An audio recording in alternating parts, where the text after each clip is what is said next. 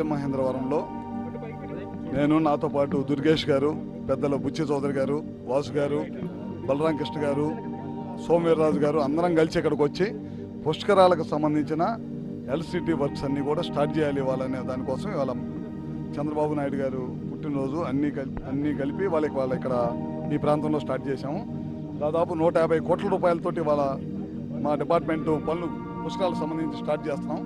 అది కాకుండా ఎప్పటి నుంచో ఉన్న 220 kV సబ్స్టేషన్స్ కానీ 33/11 kV సబ్స్టేషన్స్ కానీ దీనికోసం సూర్యగర్ సంబంధించి ఇవాళ ఒక కాలనీలో మన ఎమ్మెల్యే రామకృష్ణారెడ్డి గారి కాన్స్టిట్యున్సీలో ఒక సూర్యగర్ కార్యక్రమం కూడా చేస్తున్నాం. ఇవన్నీ కార్యక్రమాలు ఇవాళ చేస్తున్నాము. రాబోయే రోజుల్లో ఈ కార్యక్రమాలు అన్నీ కూడా 2 నెలల ముందే కంప్లీట్ చేసి పవర్ డిపార్ట్మెంట్ సంబంధించిన అన్నీ కూడా కంప్లీట్ చేసి పుష్కరాలకు వినియోగంలోకి వీటన్నిటిని కూడా తీసుకుని వస్తాం. ఇది ఒక మహత్తరమైనటువంటి కార్యక్రమం. నిజానికి గతంలో మనకి ఇంటరప్షన్ తో కూడినటువంటి పవర్ సప్లైని మనం చూసాం. ఇవాళ ఈ కూటమి ప్రభుత్వం అధికారంలోకి వచ్చిన తర్వాత మీరందరూ గమనించినటువంటి మాట, ఎక్కడా కూడా పవర్ సప్లై అనేటువంటి దానికి అంతరాయం లేదు. అయితే అది ఊరికే మాట చెప్తే వచ్చేటువంటిది కాదు.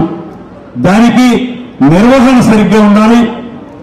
ఏవైతే వేస్ట్ ఉంటుందో ఆ వేస్ట్ ని తగ్గించుకోగలగాలి. దాంతోపాటు సాంకేతిక పరమైనటువంటి కార్యక్రమాలని నిర్వహించుకుంటేనే మనం నిరంతరాయంగా పవర్ సప్లై ఇవ్వగలుగుతాం.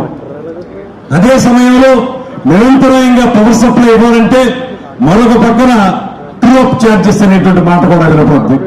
మనం వినియోగదారుల మీద భారం మోపితేనే నిరంతరాయంగా పవర్ సప్లై ఇవ్వలేనటువంటి పరిస్థితుల నుంచి ఇవాళ ఈ కూటమి ప్రభుత్వం పూర్తి స్థాయిలో నారా చంద్రబాబు నాయుడు గారు పోరాట యోధుడు. ఆయన పుట్టినరోజుని పురస్కరించుకొని పెట్టిన కార్యక్రమం అని అంటా ఉన్నారు. కాదు, మొమ్మాటికి ఇది ముందు నుంచి అనుకున్న కార్యక్రమం. ఆయన పుట్టినరోజు నాడు ఇంత పెద్ద కార్యక్రమం చేయడం అన్నది దైవేచ్ఛ అనే విషయాన్ని మీరు అందరూ కూడా గమనించాలి. పుష్కరాలు సమీపిస్తా ఉన్నాయి. ఏమి జరుగుతా ఉంది అని అడిగిన ప్రతి ఒక్కరికి కూడా సమాధానం ఏమిటంటే ఈ రోజున చేస్తున్న కార్యక్రమాలు.